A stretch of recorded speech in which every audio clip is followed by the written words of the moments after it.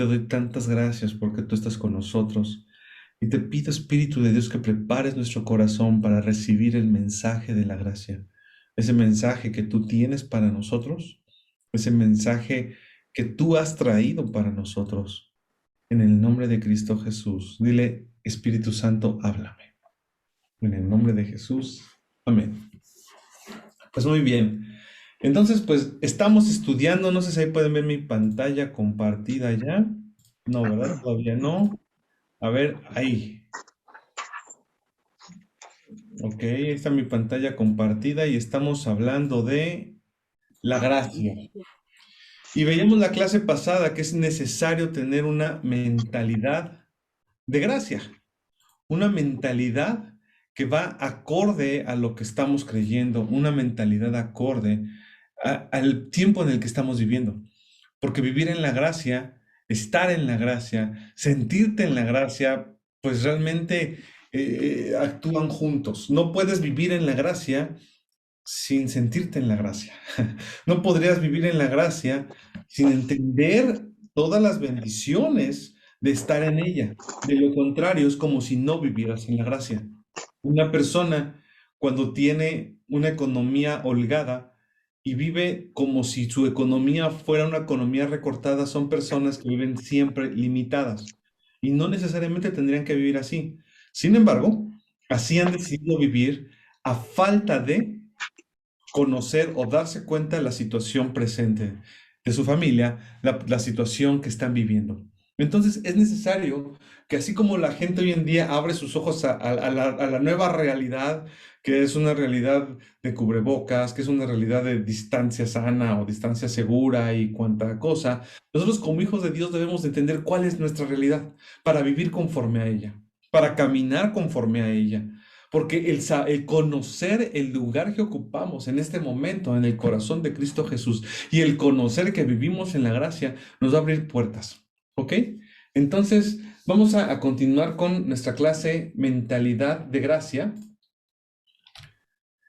Y estaba leyendo en uno de los libros que leo respecto a la parte de teología, a la parte de historia, a la parte de lo que vamos estudiando, y en este caso de la gracia, estas líneas y me encantaron para compartírselas. Cuando llegó la gracia y la verdad a través de Cristo, comenzó una revolución para libertar a los cautivos de la religiosidad. El temor motivado por la culpa fue reemplazada por una simple motivación de seguirlo y amarlo.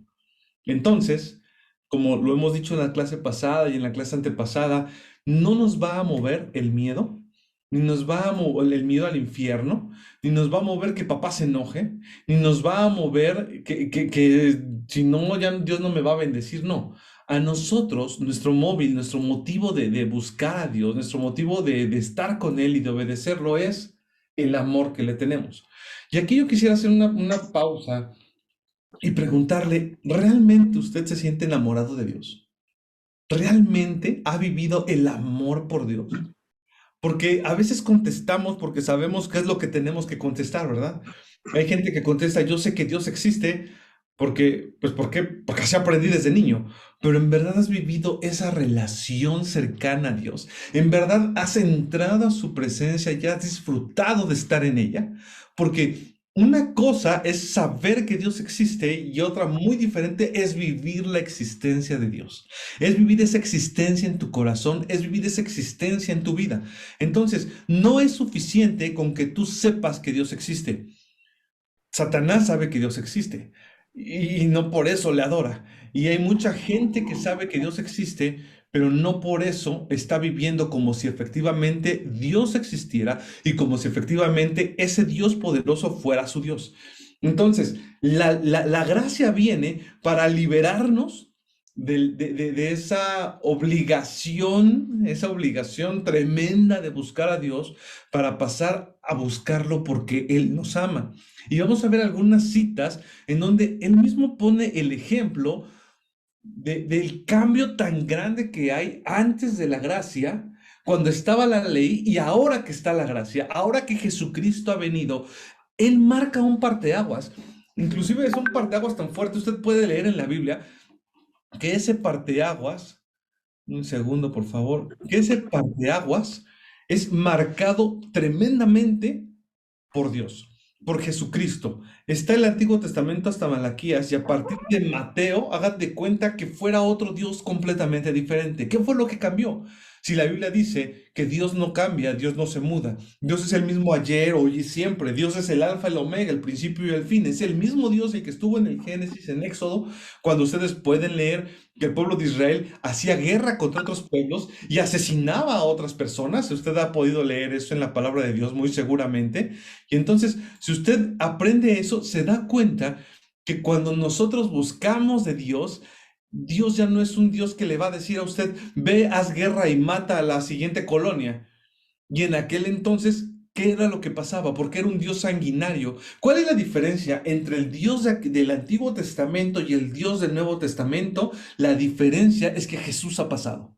Y una vez, toda vez que Jesús ha pasado, cambia completamente la historia entre el Antiguo y el Nuevo Testamento. En el Antiguo Testamento solamente había un pueblo que era de Dios, el pueblo de Israel. En el Nuevo Testamento ahora usted forma parte de ese pueblo. La palabra de Dios nos revela que antes había hombre y mujer, así dice. Y no estoy hablando de sexo, porque aquí va a haber un relajo. No, no, no. Hombre y mujer se refería por los privilegios y derechos. Los hombres tenían el derecho de llegar a cierto nivel en la administración de Dios, hasta cierto lugar en la iglesia, y las mujeres tenían que estar relegadas en otro lugar. Antes existía gentil y griego, gentil y judío, los que eran del pueblo de Dios y los que no son del pueblo de Dios. A partir de la llegada de Jesucristo, dice la palabra de Dios que todos somos hijos de Abraham. Quiere decir que todos somos hijos de la promesa y somos del pueblo de Dios. Entonces, esa es la diferencia entre el Antiguo y el Nuevo Testamento, que en el Nuevo Testamento viene Jesucristo y entonces, pues cambia la forma en la que eres aprobado, cambia la forma en la que te ve Dios. Usted puede leer en el Antiguo Testamento que le dice Dios a Josué, camina delante de mí y sé perfecto. Así le dice en Josué capítulo 1, camina delante de mí y sé perfecto. En el Nuevo Testamento, cuando viene Jesús, nos encontramos que Jesucristo no fue a buscar a los más religiosos, no fue a buscar a los más intelectuales, no fue a buscar a los más inteligentes. Podemos encontrar los oficios de los discípulos que él elige y encontramos a Andrés, a Pedro, a Santiago y a Juan, que son los hijos de Santiago y Juan, que son los hijos de Zebedeo, trabajar como pescadores en Mateo capítulo 4 del versículo 18 al 22. Haber trabajado con pescadores o haber elegido a pescadores era el símil de hoy haber utilizado a personas que se dedican a una actividad intelectual muy baja. Es decir, no eran precisamente en ese tiempo tomados en cuenta como las personas, como las de alta sociedad, ni los de mayor conocimiento, para nada. Los pescadores en ese entonces y eran tomados como personas que les faltaba conocimiento, no letradas, personas que no tenían tal vez un oficio precisamente el más próspero, por todo lo contrario, si una persona era pescador, pues tenía uno de los oficios, pues tal vez no tan altos, no tan altos. Entonces, en el Antiguo Testamento nos encontramos que la selección era muy rígida. En el Nuevo Testamento nos encontramos, dame un segundito, Andrés, por favor. Llegando al Nuevo Testamento, nos encontramos que Jesús toma a los discípulos de ser personas que realmente no eran personas de estudios para avergonzar a las personas que tenían estudios realmente. ¿Por qué para avergonzar? Porque si usted se da cuenta, la gente siempre quiere ocupar los mejores puestos. En todos lados, en el trabajo, en la iglesia y en todo lo que se emprende. Entonces, me imagino, y yo quiero pensar que por eso los fariseos siempre estaban siguiendo a Jesús. De hecho, los fariseos originalmente estaban con Jesús, pero no toda la gente, no todos los fariseos duraron todo el tiempo pegados a Jesús. Originalmente dijeron, bueno, él es una persona que tiene poder, él enseña de Dios, él es una persona estudiada, los fariseos tenemos que estar con él. Y entonces ellos querían acercarse a Jesús. Sin embargo, Jesucristo no estaba precisamente pegado a ellos. Ellos eran los que lo buscaban a él. Podemos encontrar, entre otros de los oficios de los discípulos, a Mateo, llamado Leví en Lucas, que trabajó como recolector de impuestos para el gobierno romano de acuerdo con Lucas 5 del 27 al 29. Los que eran recolectores de impuestos eran tomados como personas traicioneras. ¿Por qué eran personas traicioneras? Bueno, eran personas traicioneras porque el pueblo romano tenía sojuzgado al pueblo judío. Entonces, los recolectores de impuestos eran judíos que iban con sus hermanos judíos a quitarles el dinero o lo que era el impuesto y llevárselo al César o llevarlo al imperio romano.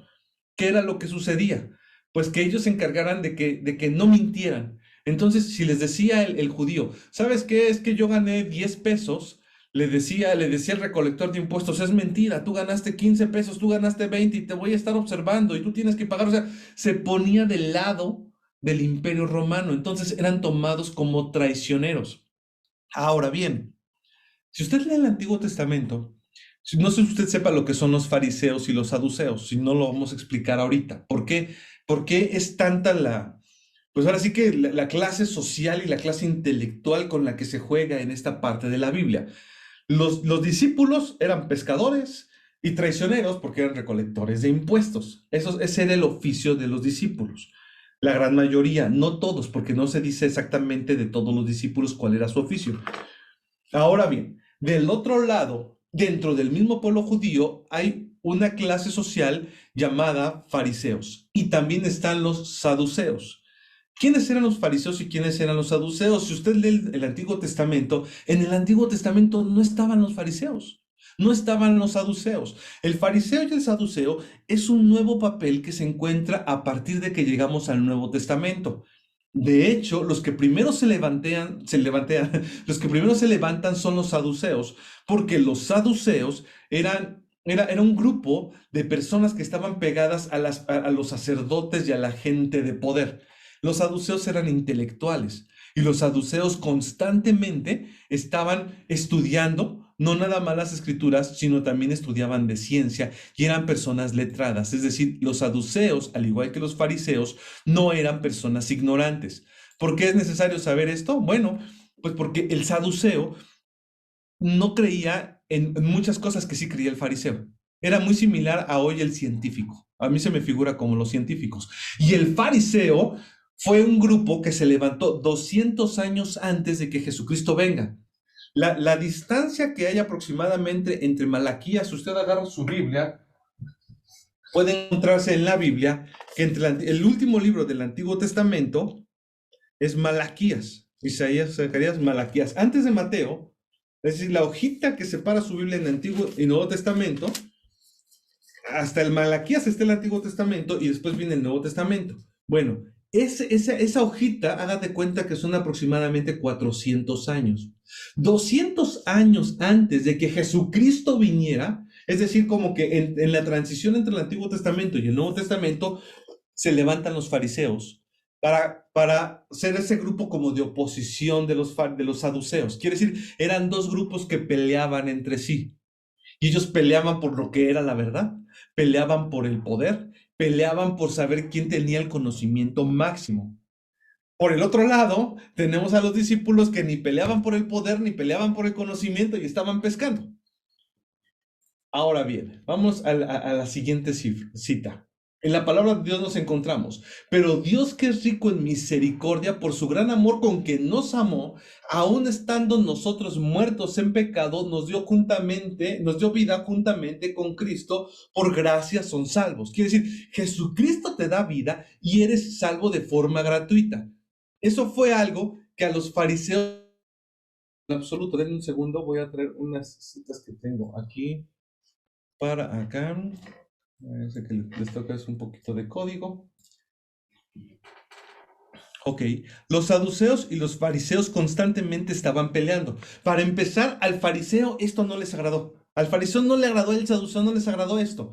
¿Por qué? Porque esto los unía nuevamente a todos en el amor de Dios.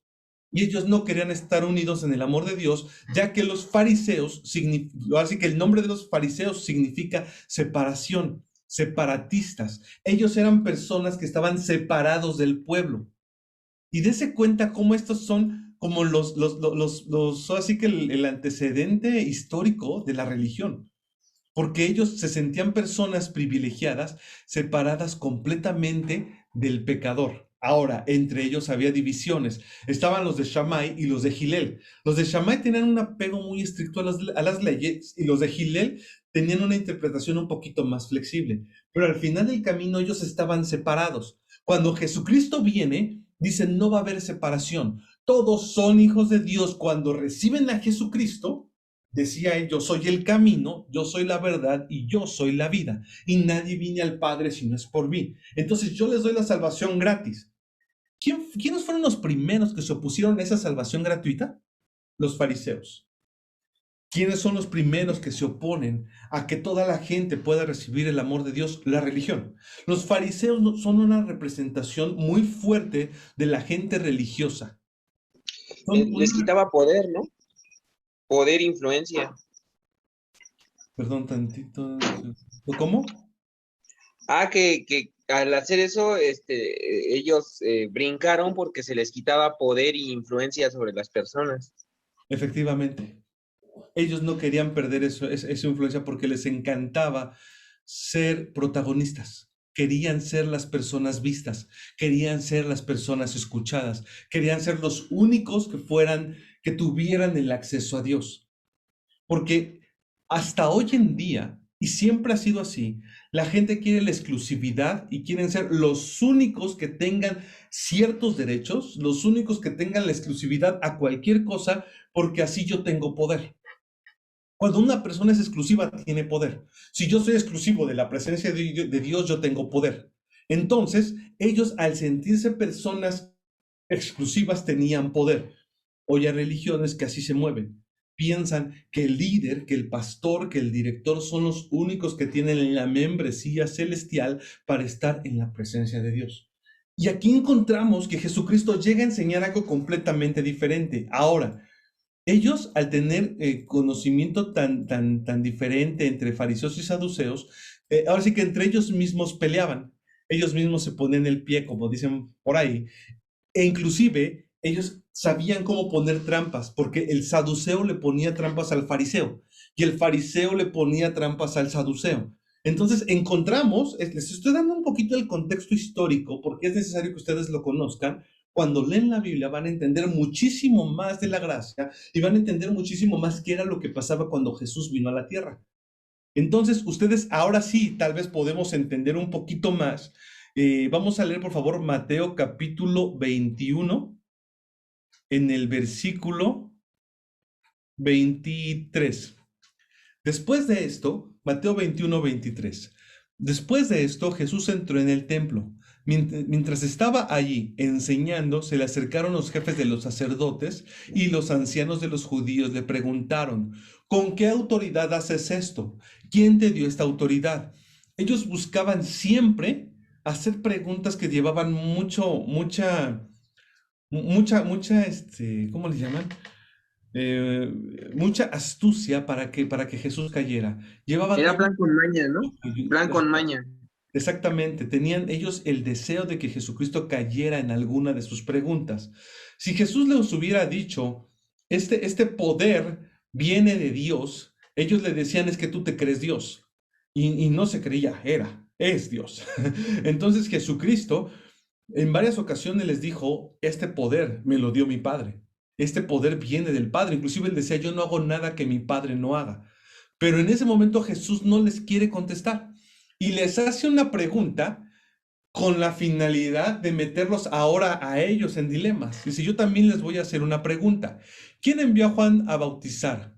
¿Dios o los hombres? Si ustedes me responden, yo les diré con qué autoridad hago esto. Si usted lee la Biblia después de lo que le acabo de explicar y tiene un poquito de oportunidad de estudiar un poquito respecto a las costumbres de ese tiempo, se va a dar cuenta que esta pregunta que Jesús le hizo fue una de tantas preguntas que Jesús les regresó, ¿no? Él sabía que si decían ellos, es que Juan vino a bautizar porque tenía poder de los hombres, no tenía poder de Dios, fueron los hombres los que le pusieron, el pueblo se les iba a ir encima. Pero si ellos contestaban, no, Juan Bautista traía el poder de Dios, entonces todo el pueblo iba a preguntar, y si tenía el poder de Dios, ¿por qué lo mandaste matar? ¿Por qué permitiste que Juan Bautista muriera? Entonces los metió en un dilema por la forma en la que estaba el pueblo entonces en ese momento. Podemos leer, yo también les voy a hacer esa pregunta, ¿quién envió a bautizar a Juan? ¿Dios o los hombres? Si ustedes me responden, yo les diré con qué autoridad hago esto. Comenzaron a discutir unos con otros. Si respondemos que Dios lo envió, nos dirá entonces por qué no le creyeron. Y no podemos decir que fueron los hombres porque tenemos miedo de la gente, ya que todos creen que Juan era un profeta. Así que respondieron, Jesús, no lo sabemos. Eran inteligentes para salirse por la tangente. Mejor decir no sé a contestar algo que me mete en problemas. Entonces él les contestó, pues yo tampoco les digo con qué autoridad hago esto. Jesús sabía salirse de sus trampas porque ellos eran los que estaban más en contra del mensaje de gracia de Jesús. ¿Cómo es posible que Jesús haya escogido pescadores? ¿Cómo es que es posible que Jesús viviera entre pecadores? ¿Cómo es posible que Jesús hubiera perdonado a María Magdalena? ¿Cómo es posible que Jesús hubiera estado junto a todas esas personas en vez de que viniera directo con los fariseos, que llevamos más de 200 años queriendo demostrar que somos las personas que sabemos? Es interesante esto porque el mensaje que trae Jesús a partir del Nuevo Testamento es un mensaje que rompe estructuras sociales en ese entonces, inclusive estructuras hasta de gobierno. Por eso se decía que venía un Mesías que traía libertad. Ellos siempre pensaron que era una libertad de esclavitud contra otro pueblo. Nunca entendieron que era una persona que traía libertad en la mente. Él vino a poner nuevamente a la mujer en el nivel donde tenía que estar, en el nivel igual al hombre. Él la reposicionó a la mujer. Aunque la gente no se ha dado cuenta, porque tienen que leer la Biblia, hoy hay muchas mujeres que están peleando por ser iguales, por tener igual de derechos. Jesucristo ya vino a realizar esa pelea hace más de 2000 años. Que estuviera la mujer con el nivel que merecía. Quisieron apedrear a la mujer. Jesucristo no se metió en problemas, pero realmente, ¿y dónde estaba el hombre? Porque si la agarraron en adulterio, pues la agarraron con alguien más y solo llevaron a la mujer. Y entonces Jesucristo les dijo, quien esté libre de culpa, que está subiendo a la mujer al mismo nivel de todas las personas. Ella comete errores como todos ustedes. Entonces encontramos que Jesucristo viene a traer un golpe tan fuerte donde los fariseos y los saduceos no podían contra él. Entonces encontramos también en Mateo capítulo 22. En Mateo capítulo 22, versículo 15. Entonces se fueron los fariseos y consultaron cómo aprenderle en alguna palabra, cómo cacharle en algún error. Y le enviaron los discípulos de ellos con los herodianos diciendo, Maestro, fíjense, ellos llegaban con él a Jesús con mucho respeto. Aparentaban ser personas que lo respetaban cuando en realidad ellos ya querían matarlo. Maestro, sabemos que eres amante de la verdad, fíjense qué listos, ¿eh? Y que enseñas con verdad el camino de Dios y que no te cuidas de nadie porque no miras la apariencia de los hombres. Dinos pues, ¿qué te parece? ¿Es lícito dar tributo a César o no? Pero Jesús, conociendo la malicia de ellos, les dijo, ¿por qué me tentáis, hipócritas? O sea, Jesús, no piense usted que era una persona dejada. Ya vimos que les regresó una pregunta y peleaba con los fariseos, que eran los representantes de la religión, como con nadie. Ojo, es importante esto. Peleaba con los representantes de la religión como no peleaba con nadie. Ellos trataban de ponerles trampas y Jesús les contestaba igual. Jesús no les ponía trampas, pero les hacía preguntas para que ellos no pudieran contestar y se zafaba de lo que de lo que le preguntaban. O sea, Jesucristo siempre fue inteligente, siempre ha sido inteligente y era astuto. No es ese Jesús que a veces vemos en las películas, que realmente pareciera una persona muy débil y que así como que volando. Y entonces yo les digo a ustedes, hijos míos, no, no, no. Jesucristo era inteligente, Jesucristo sabía cómo moverse, todavía lo hace hasta hoy, pero cuando estuvo aquí en la tierra, Jesucristo siempre, siempre fue una persona con energía, con poder, con potencia de lo alto, y por eso lo respetaban. Entonces, Jesús, pero conociendo a Jesús, versículo 18, la malicia de ellos les dijo, ¿por qué me tentáis, hipócritas? O sea, Jesucristo No les contestó, ¿por qué me tentáis, hipócritas? No, les contestaba fuerte. Mostradme la moneda del tributo, y ellos les presentaron un denario, que era la moneda pues, en ese tiempo que se utilizaba. Entonces les dijo, ¿de quién es esta imagen y la inscripción? Le dijeron, de César. Y les dijo, dad pues al César lo que es del César y a Dios lo que es de Dios. Oyendo esto se maravillaron y dejándole se fueron. Ahora, esos fueron, por un lado, los fariseos. Ahora vámonos con los saduceos. Aquel día, en el versículo 23, vinieron a él los saduceos, que dicen que no hay resurrección. Dense cuenta de esto. Los saduceos decían no existe la resurrección. ¿Por qué el fariseo sí creía en la resurrección y el saduceo no? Porque el saduceo era más científico, era más racional, no era tanto de fe. El fariseo se supone que tenía que tener más el conocimiento de Dios y el conocimiento de la fe, pero no tenía nada de fe. Y lo único que hacía es cerrar las puertas a toda la gente para que nadie pudiera buscar de Dios, para quedarse ellos con el poder. Entonces, hay que entender de los errores del pasado. Hay una definición que me encanta si usted ha estudiado historia, que el pueblo que no estudia su pasado está condenado a repetir el error muchas veces. Hoy en día, a la gente que tiene un lugar religioso, un puesto alto, los tratan igual, como si fueran ellos los que tuvieran todo el poder y se les da un poder que no debería de dárseles. Ellos, los que tienen el poder espiritual, por decirlo así, son personas que sí se les debe de tomar en cuenta para la parte espiritual. Si es una persona que te está discipulando, tómalo para la parte espiritual, pero no les den más poder del que deberían de recibir. Personas que hoy tienen hasta guardaespaldas y no te puedes acercar a ellos, no te puedes acercar a ellos. Jesucristo no tenía guardaespaldas y todos se podían acercar a él. El darles, inclusive, fíjense, qué importante, el darles la autoridad para que tomen la decisión sobre mi vida, con quién me voy a casar, qué voy a estudiar y qué voy a hacer. Y si el líder religioso me da permiso, lo voy a hacer, es darles mucho poder. Realmente, quien te tiene que dar la autoridad y la autorización de realizar algo es Jesucristo. Tu relación es con Jesucristo. Ya no hay intermediarios. Ya no hay intermediarios entre Jesucristo y tú. El pastor lo que hace únicamente es guiar a las ovejas conforme a la palabra de Dios. Si tú vas a ser una oveja guiada conforme a la palabra de Dios, es tu obligación conocer la palabra de Dios. Si yo te digo, ¿sabes qué? Vamos a tomar esta decisión conforme a la palabra, tú vas a la palabra y sí, pastor, con mucho gusto, pero ¿en dónde dice? ¿En dónde dice la palabra? Entonces, vemos aquí que ahora vienen los saduceos que dicen que no hay resurrección. Ellos no creían en la resurrección y le preguntaron diciendo, Maestro, Moisés dijo, si alguno muriere sin hijos, su hermano se casará con su mujer y levantará descendencia a su hermano. Hubo pues entre nosotros 7 hermanos, el primero se casó y murió, y no teniendo descendencia dejó a su mujer, su hermano. De la misma manera también el segundo y el tercero hasta el séptimo. Yo creo que ya les daba miedo conocer a esa mujer. Ella era como la viuda negra. Después de todos, murió también la mujer. En la resurrección, pues, ¿de cuál de los 7 será ella mujer? Ya que todos la tuvieron. Entonces respondiendo Jesús le dijo, erráis ignorando las escrituras.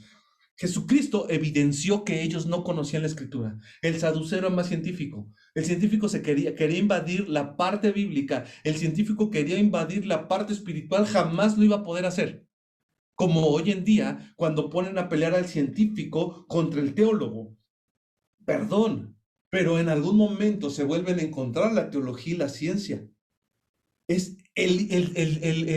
ahora sí que el científico que dice que Dios no existe es porque es un científico que todavía está caminando en el conocimiento.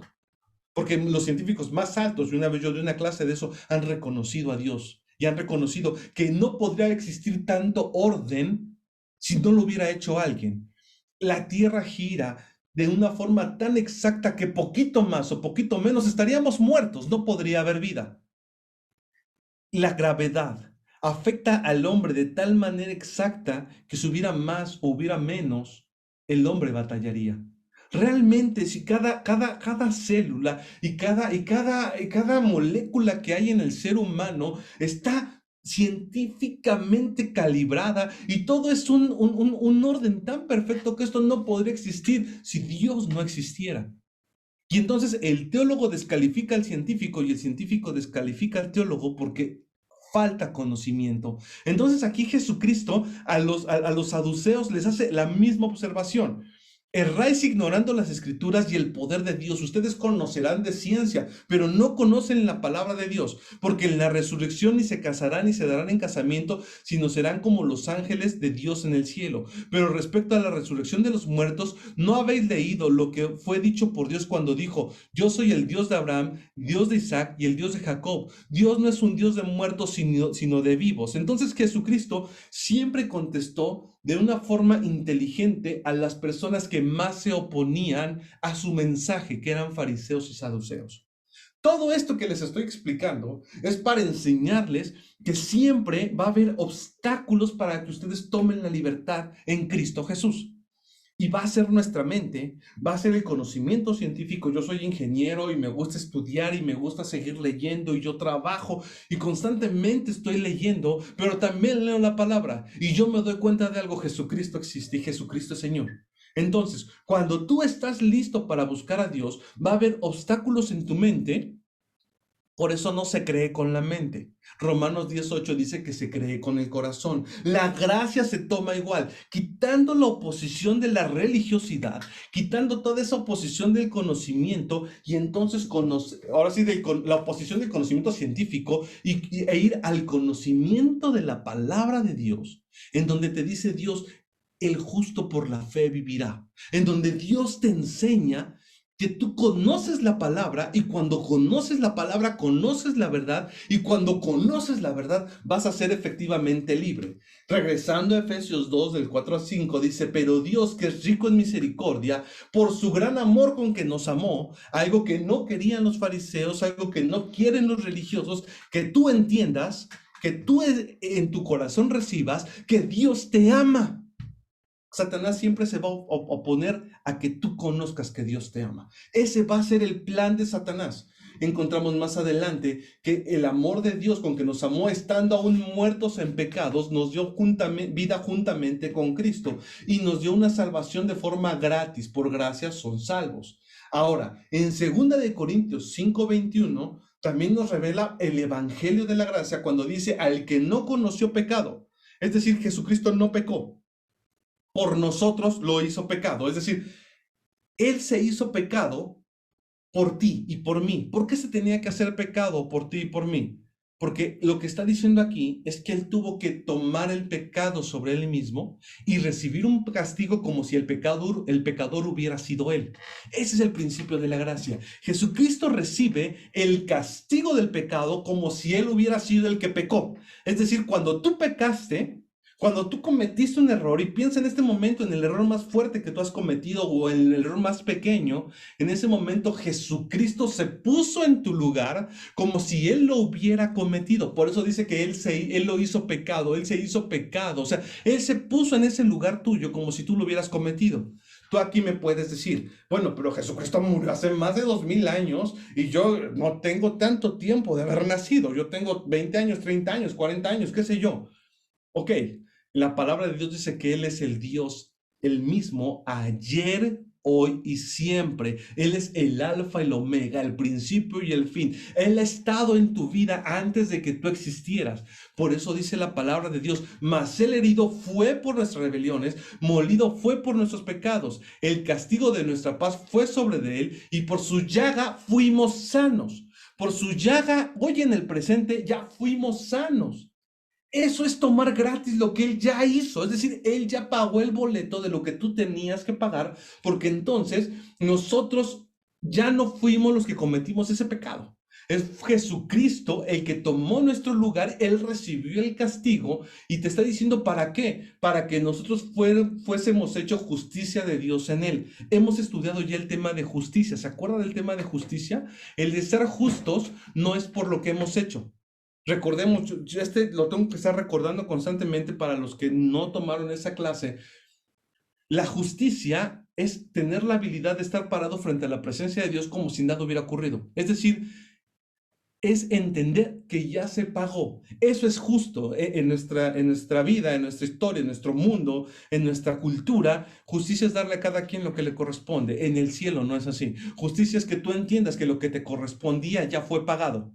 Y como ya fue pagado, justicia es que tú vivas libre, justicia es que tú no vivas en condenación, justicia es que tú vivas completamente tomado de la palabra de Dios. Entonces, podemos leer en Filipenses, en el capítulo 2, del versículo 6 al versículo 8, el cual siendo en forma de Dios, fíjese, él vino a romper de tal manera la religiosidad que Filipenses 2, del versículo 6 al 8, está diciendo, Jesucristo era, o sea, Jesucristo como hijo de Dios, estando, viviendo con Dios, siendo Dios, a él no le importó. Él no dijo, no, yo soy Dios, ¿cómo voy a ir a morir por ellos? ¿Y por qué no mandamos un ángel de buen calibre, no?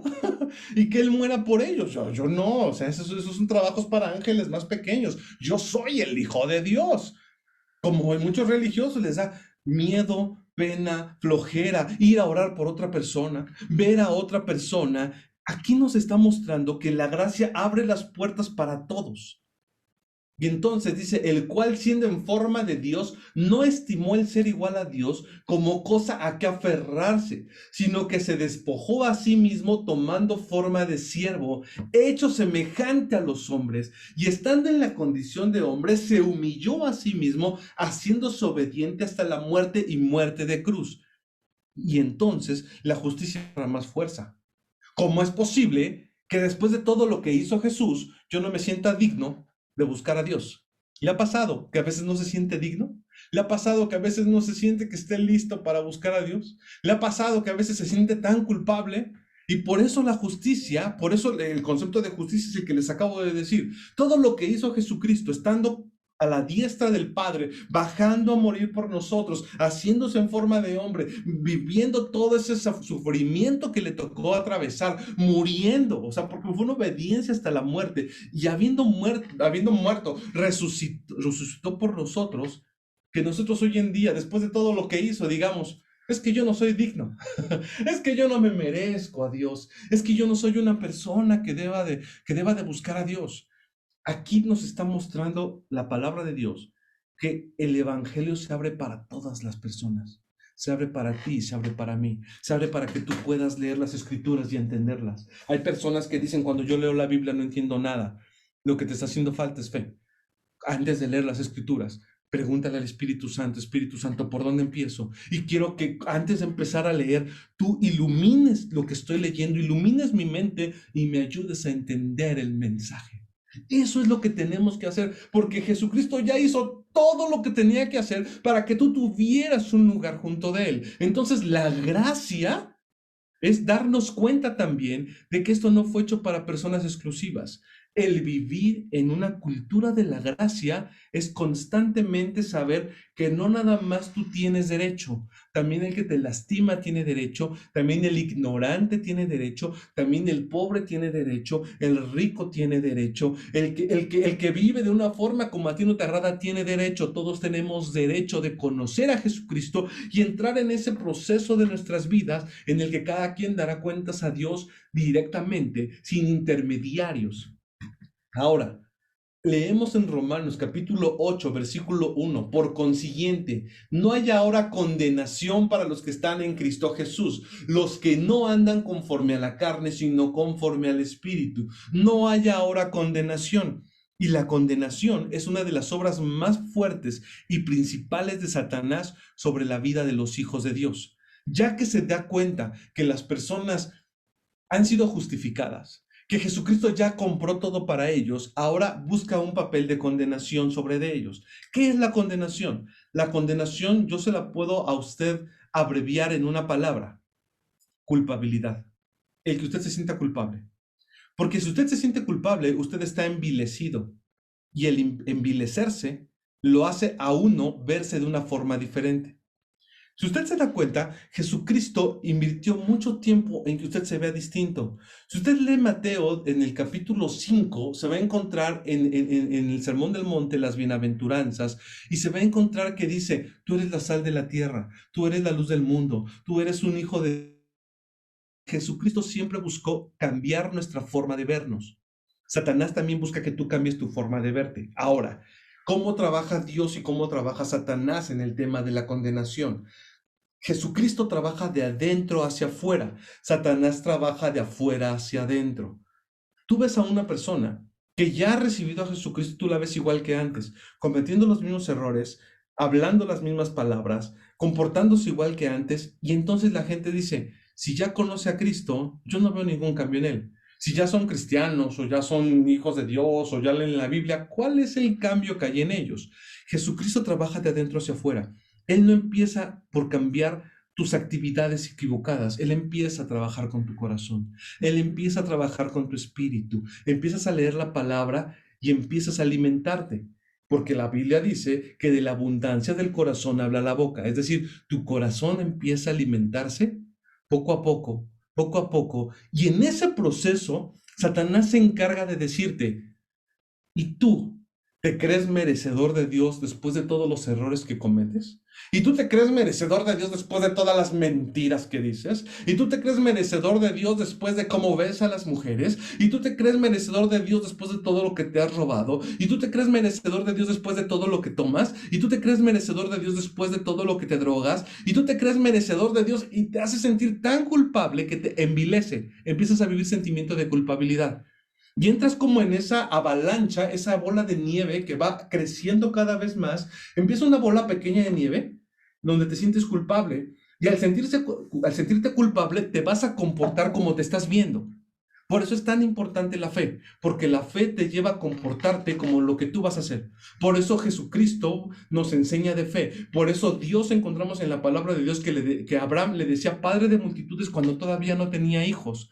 Porque Dios te empieza a hablar como lo que tú vas a hacer. Si tú vas a estudiar a la universidad, yo recuerdo que los maestros ya nos decían ingenieros. Todavía no terminábamos la carrera y ingenieros, ¿cómo está ingeniero? Y todavía ni siquiera estábamos titulados.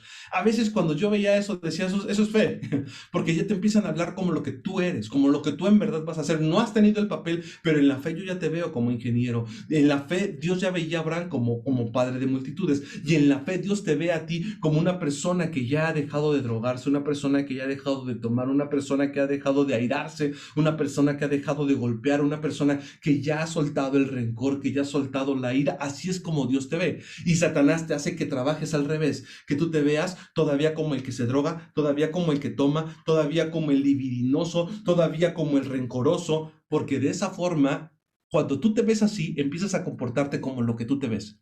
Entonces Satanás te envilece, logra que la imagen que tienes de ti mismo la estés repitiendo constantemente y entonces nunca cambies. Esa es la idea, que te sientas culpable y al ser culpable yo, porque soy pecador, porque no lo puedo dejar, porque es algo que me... Entonces has caído en condenación. Esa culpabilidad constante en tu vida. Jesucristo, por el contrario, cuando empiezas a leer la palabra, te dice, yo tengo planes de bien para ti.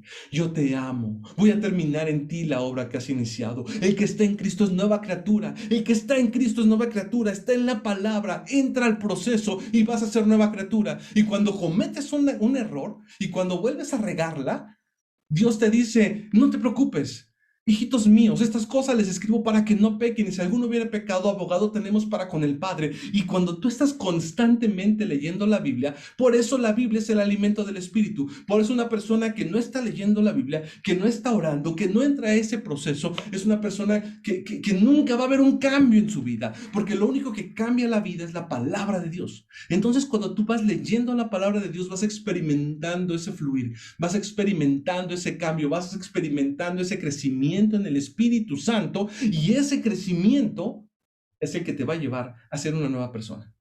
Exactamente, es al revés, como te das cuenta. Jesús trabaja del corazón hacia afuera. Él empieza con tu corazón, empieza a tratar contigo para que te veas diferente, para que te comportes diferente a ti mismo. Es decir, ya no te veas como pecador, ahora ya eres justificado en Cristo Jesús. Ya no te veas como esa persona que toma porque tú has vencido. Yo ya vencí al mundo porque tú eres más que vencedor. Y puedes encontrar en la palabra de Dios tantas porras que Dios te echa diciéndote, y si te caes, Dios agrada del que se cae muchas veces y muchas veces se levanta. Y te habla de la cultura del perdón y te habla de la cultura de la gracia.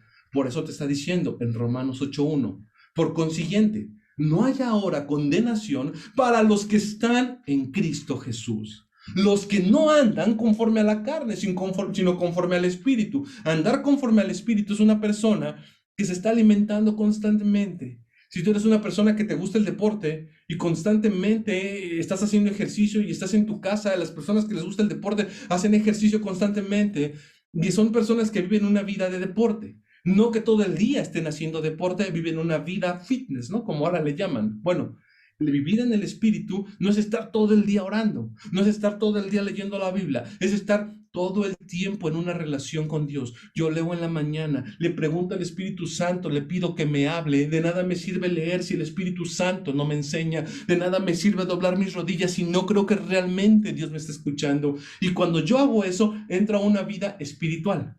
Entra a una vida conforme al Espíritu y entonces tu vida va cambiando. Es así como Dios trabaja. No sé si esto hablé tan rápido que a lo mejor no logré transmitirlo, pero me interesa que entiendas que cuando tú te sientes culpable, no es momento de escuchar a Satanás que te dice que tú no tienes derecho, que tú no tienes ninguna autoridad para estar en la presencia de Dios. Es todo lo contrario. Entonces, la gracia abre las puertas a los hijos de Dios. Vamos a leer, por favor, Romanos capítulo 14. Romanos capítulo 14 en el versículo 19. Y aquí nos está diciendo cómo la gracia no nada más nos alcanza a nosotros, sino que de nosotros va a emanar hacia la gente.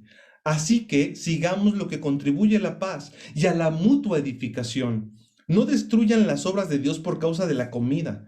Todas las cosas a la verdad son limpias. Aquí te está diciendo, no importa que tú comas lo que quieras, pero es malo que el hombre haga tropezar a otros con lo que come. Bueno es no comer carne, ni beber vino, ni nada que tu hermano tropiece o se ofenda o se irrite.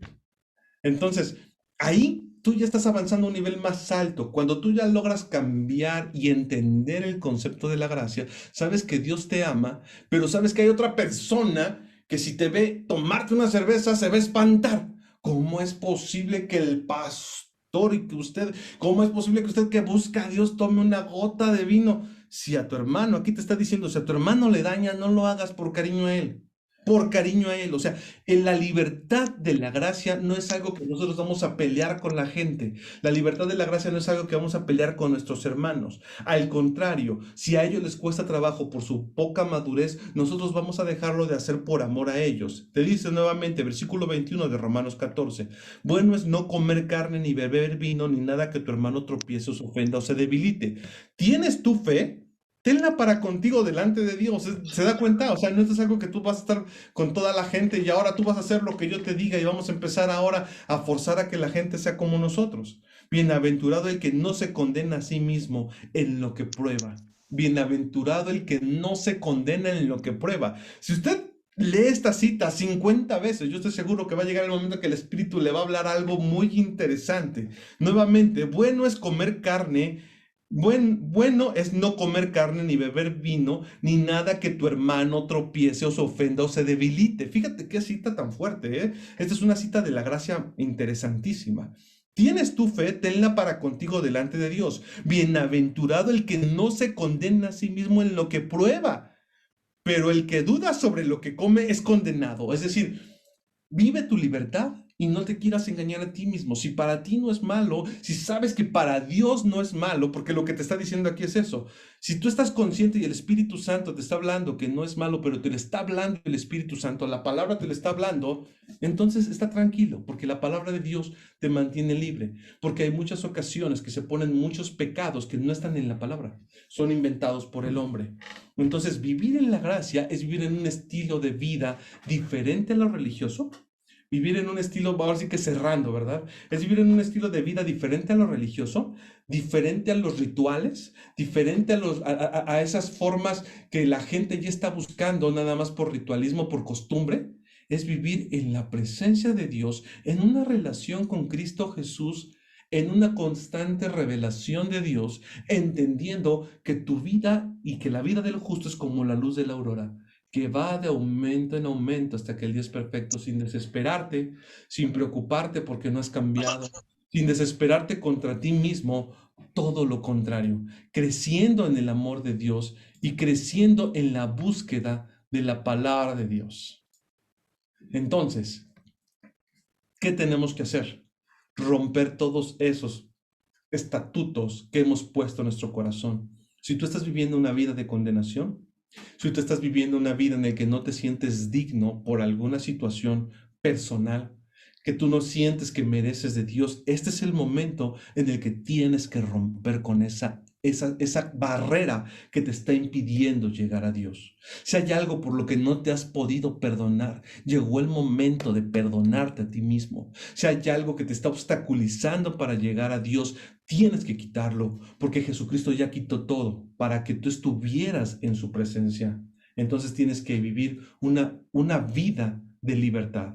Vamos a cerrar nuestros ojos, ahí donde nos encontramos. Y yo te quiero pedir que en este momento medites sobre qué es lo que te está estorbando en el corazón llegar a Dios. Porque no para Dios. Dios no te ha puesto ningún obstáculo para llegar a Él. Inclusive, Él abrió el camino a través de su Hijo Jesucristo.